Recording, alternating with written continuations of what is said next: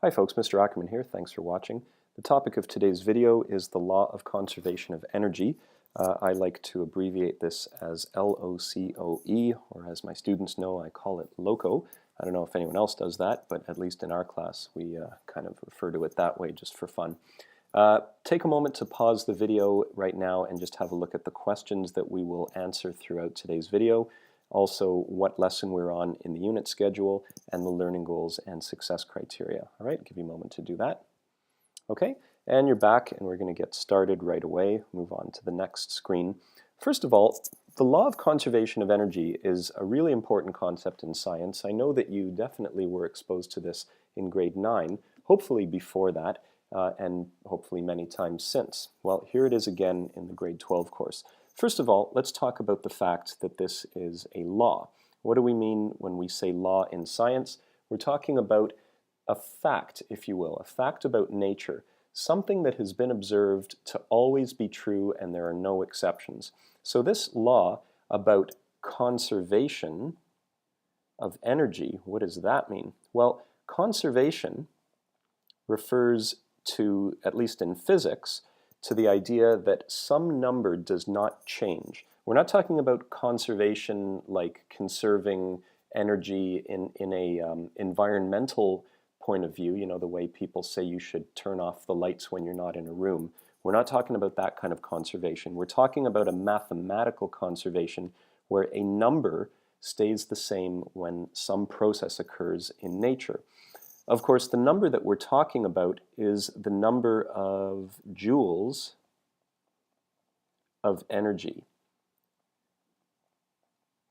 So when Mother Nature undergoes some change, when a process occurs, if we calculate the total number of joules of all the forms of energy that there were in the beginning of the process, and we compare that to the total number of joules of energy that there were at the end of a process, then we find in every example that scientists have ever imagined that this is always the same. There's never an exception between the starting and finishing amounts of energy. So to state it one way, you could write that the total energy in the beginning of a process equals the total energy at the end of a process. And so what you really have to do is be good at identifying all the different forms of energy. If you can spot all the different forms of energy and then add them up at the beginning, that's what total means, and add them up at the end, then you'll find that they're always the same. The question is, how good are you at identifying the forms of energy? Well, one thing that you have to make sure is that whatever system that you are observing, it has to be what's called an isolated system. Now, what do we mean by this? Well, for example, one of the examples I'm going to give you, which is a classic example, is the swinging pendulum example. In a moment, I'm going to take you to the Wikipedia page on law of conservation of energy, and you're going to see a professor in a university lecture who's going to take a pendulum which is hanging from the ceiling, and what he's going to do is he's going to draw it back at some angle like this. And he's going to actually stand right next to the pendulum like this. His face is going to be right up next to the pendulum, and he's going to release it. And the pendulum's going to swing down through to its lowest point, and then up on this side to its highest point. Then it'll stop, it'll turn around and come back to its lowest point and swing up. And he's not going to move out of the way. The pendulum's going to come awfully close to his head, but it'll never hit him. Why? Well, because of the law of conservation of energy, and he'll explain it to you in the video. However, what I'd like you to focus on is this idea, isolated system. When he does this, the system, which involves just the pendulum, we're going to pretend it's isolated from the rest of the universe, which is to say that no energy will be allowed to enter the pendulum once he's released it. This is important because if we are to calculate the total energy of the pendulum at the start of the swinging and then the total energy at the end, in order for those to be equal, nothing from outside can be allowed to add to or take away from the energy in the system here. So that's what we mean by isolated system. Now let's take a look at that link there. So here's the page, Conservation of Energy by Wikipedia, and you just go over here and you're going to watch a video. Now I'm going to let you do that so that I can save time on this video, but he narrates what's going on. It's about 2 minutes long. It's really fun. So pause the video now, go find this page and check it out. Okay, and you're back, and now let's just talk a little bit more detail about what you saw. In the beginning, when he had the pendulum at rest at the top, that means the speed is 0, and so we know that the kinetic energy is 0. And these are all at the beginning. Of course, the pendulum is high up, it's well above its lowest point, and so just like we talked about delta Eg equaling mg delta h in a previous video, you can say that there is definitely some Eg relative to the ground. That would be mg delta h. Now, because the pendulum doesn't move very fast, we can ignore friction, and because we're not going to allow anything else to add energy or take energy away from the pendulum, we can say this is an isolated system. Therefore, the law of conservation of energy is supposed to apply. It tells us that if you take the total energy at this point and call it E total at the beginning, then that should be equal to the total energy all the way throughout the swinging process. For example, at the bottom, when the pendulum has reached the lowest point and therefore its Eg is 0, however, it is moving very fast and therefore its Ek, which is a half mv squared, is not going to be equal to 0. There will be Ek. What this law is telling us is that if you add these two up and find E total, and call this maybe E total in the middle, for example, then however many joules of energy you get here should equal the number of joules of energy you get here. These should be the same. Now if you notice, the kinetic energy will have gone from 0 to a large number. The gravitational energy will have gone from some number here to 0. So while we aren't gaining or losing any total energy, the energy is changing form. So that's another characteristic about the law of conservation of energy. It says that energy can change form. And there, in a nutshell, is the law of conservation of energy. It's some rule or fact, a law, that says that the total number of energy is conserved, it's constant. However, energy can change form. It can go from kinetic to gravitational, or gravitational in this case up here, to kinetic in this case down here. Of course, that process will reverse when the pendulum gets up to this point here. It will stop and have the same energy distribution, if you will, as we had at the beginning here.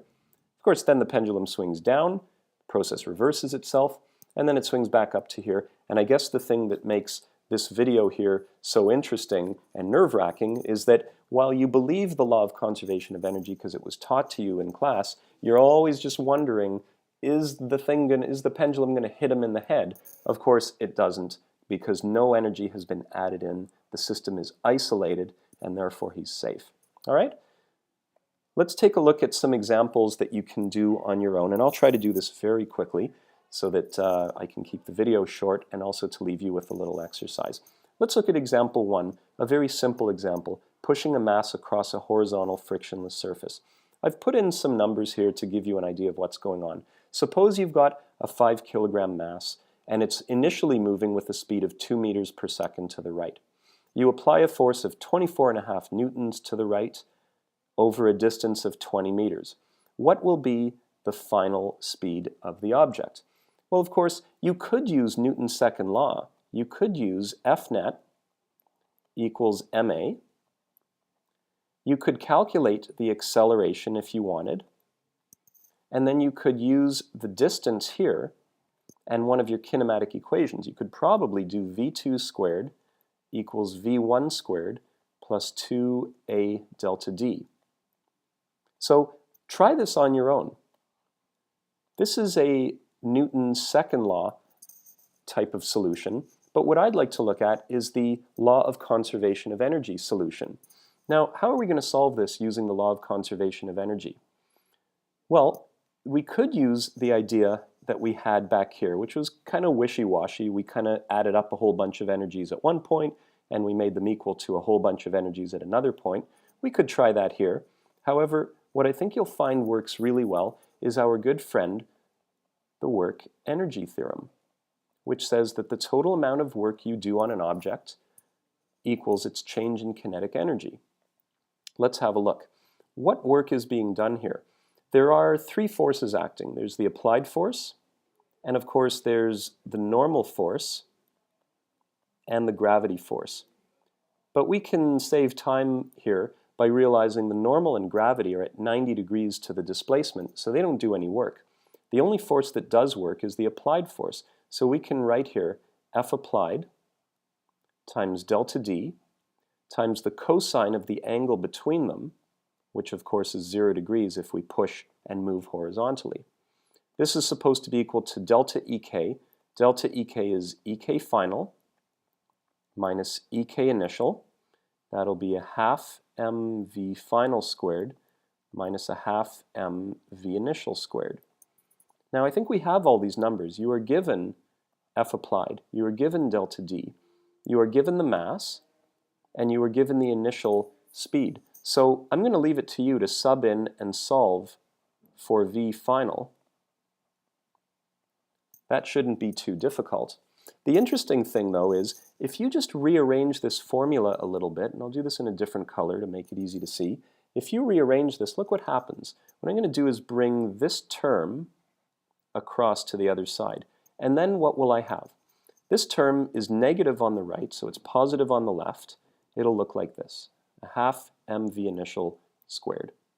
This term here is the work that we did. It's the energy that we added. So let me just write work done. That leaves me with this, a half mv final squared. So all I've done is rearrange this line here down to that. And what is this telling me? It's telling me if you start with a certain amount of energy and you add some energy, this is what you have in the end. Is that not what the law of conservation of energy is saying? Energy can change form, but the total amount in the beginning is equal to the total amount at the end. Here, the work done went into speeding up the object. Now let's look at another example. Example 2 is exactly like example 1, however with friction. So here's what I want you to try. I want you to set up the work-energy theorem once again. W total equals EK final minus EK initial. However, in analyzing this, yeah, we still have the normal force, and yeah, we still have gravity, but they are at 90 degrees to the displacement, and therefore they do no work. So all we got to worry about, once again, is the applied force, but now we've got the friction force as well. Can you predict what would happen here? Forget the calculation for a sec. What would happen if you actually repeated this, and you see I've set up the numbers to be the same pushing force, same initial speed of 2 meters per second like before, same distance of 20 meters. What do you think would happen if you had friction? Would you end up going as fast as you did in example 1? I think you can see the examples no. You should probably end up going a little bit slower because you have to overcome friction. So if you like, try the Newton's second law solution for example 2, the way we did it up here. And then compare the answer you get with what you're about to get here, and let me help you set this up. Total work now is the applied force, delta D cosine 0, like it was before, but now we have a friction force of 8 newtons, a delta D still of 20 meters, but friction points backward, the displacement's forward, so now we got cos 180. And that's going to give you a negative 1. I'll just put that in brackets here. This, of course, will be equal to a half mv final squared minus a half mv initial squared. And what I want you to do is to solve, once again, for the final speed. But look what's going to happen here. Let me rearrange these terms one more time. You've got the applied force delta D cos theta. That's like the work done up here. This is the work that you do on the object.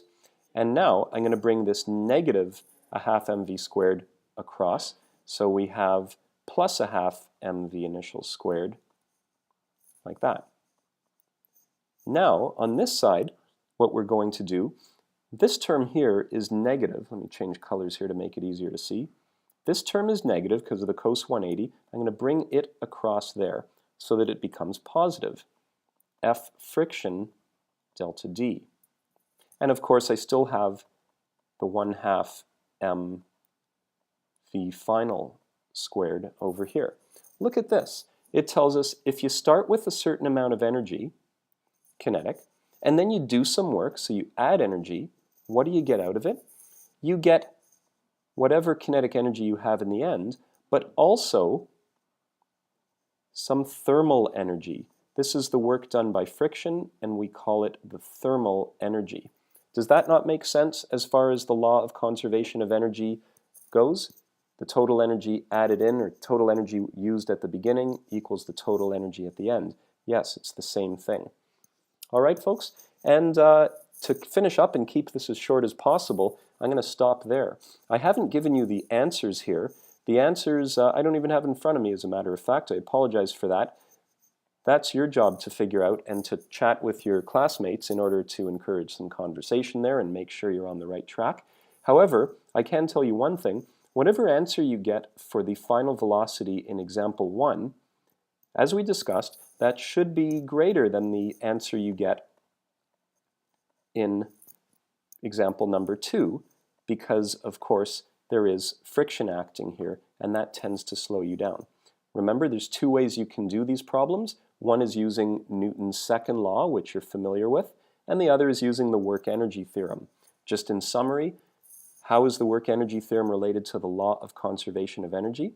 Well, because if we rearrange the work-energy theorem, we always get down to this line, or in this case of example 2, this line, which tells us that the total energy that was added in the beginning is equal to the total energy that we have at the end.